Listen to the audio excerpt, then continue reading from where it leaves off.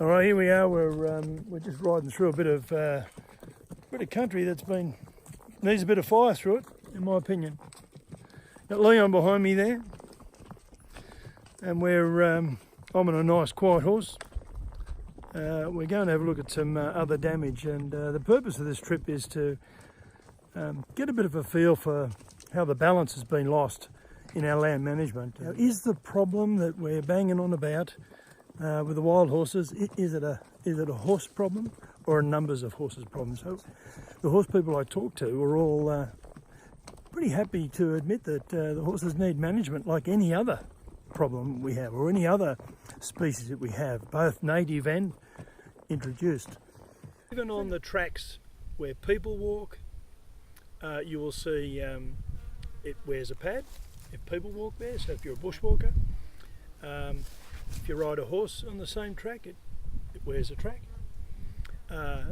In fact, we had a look at some of the Brumby tracks, which were way less compacted and damaged than the domestic horse tracks, so we definitely saw that.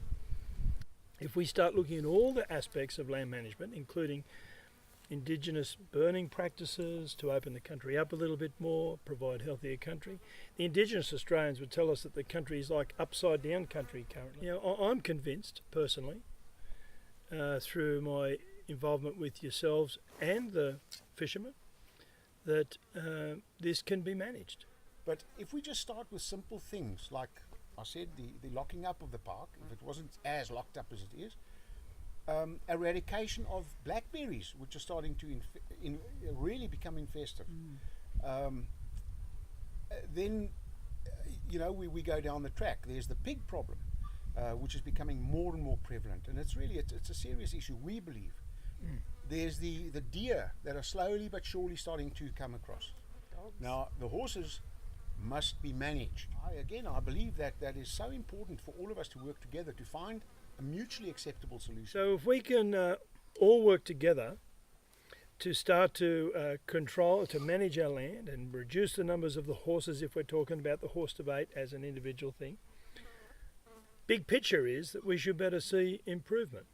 Yeah. And we can always revisit these problems down the track. But to turn around and just say, wipe every single horse out, I don't think that's the answer. No. I think we need to be smarter than that. I'd be very reluctant to see that bill removed.